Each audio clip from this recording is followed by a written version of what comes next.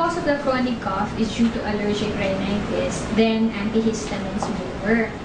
But if the cause of the chronic cough is due to other disease entities, then antihistamines will not work. So the use of antihistamines really depend on the cause of the chronic cough.